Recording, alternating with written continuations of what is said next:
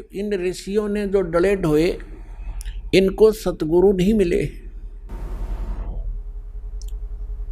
इन ऋषियों ने जो साधनाएं की, एक तो वेदों को आधार माना और वेदों को समझ नहीं सके, क्योंकि परमेश्वर ने आकर स्वयं बताया है कि गुरु बिन काहू न पाया ज्ञान, जो थो था बुस छेड़े मूढ़ किसाना।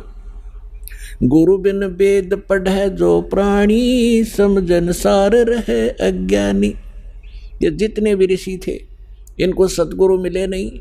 इन्होंने वेदों को सब पढ़ा, लेकिन ये सार नहीं समझ सके इस वेदों का, इसलिए आज तक ये अज्ञानी स्वयं रहे और अपने फॉलोअर को भी उसी अज्ञान से परिपूर्ण कर दिया, और जिसका खामियाना आज तक ये मानव समाज भोग रहा है, भर रहा है। परमात्मा आए, उनको रिजेक्ट करवा दिया नकली ऋषि, महर्षि और मंडलेश्वरों ने, ये कहकर के ये ज्ञानी है, अशिक्षित है, क्या जाने वेदों और ग्रंथों के गूढ़ रहस्यों को, संस्कृत आती नहीं। और वो संस्कृत के मास्टर कहलाते थे। पुण्यात्माओं, भाषा का जो योगदान है वो सीमित है। अब कोई संस्कृत भाषा जानता है तो इंग्लिश नहीं आती तो अविद्वान हो गया वो। और परमात्मा सर्व भाषाओं के ज्ञाता है।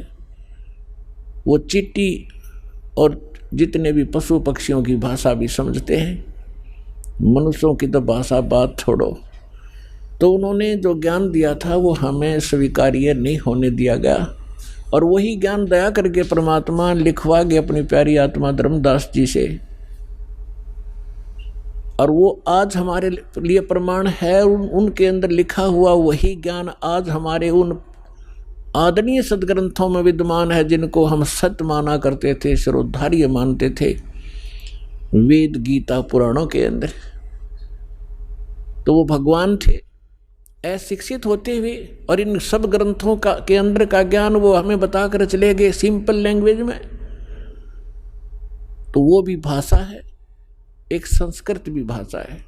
भाषा का काम अपने विचारों को दूसरे तक पहुंचाना मात्र होता है।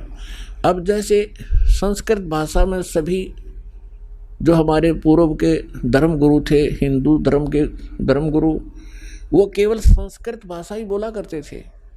सदग्रंथों को उन्होंने रट रखा था, चारों वेदों को भी घोट लिया था, चतुर्वेदी कहलाते थे। 3 वेदों को भी कंठस्थ याद कर लिया था, त्रिवेदी कहलाते थे। लेकिन कख भी पता नहीं था, वो तो गधे की तरह लद्दे अंडे थे। जैसे परमात्मा कहते हैं, पीठ मनुखा दाखल दिए कर्रा खात बबूल। जैसे ऊंट के ऊपर मनुखा दाख लाद रखी थी, और वो स्वयं झाड़ों में मुंह फुड़वा रहा है, और उसके पीठ के ऊपर कितनी अनमोल वस्तु रखी है, कितनी मीठी वस्तु रखी है, उसका उसे ज्ञान नहीं।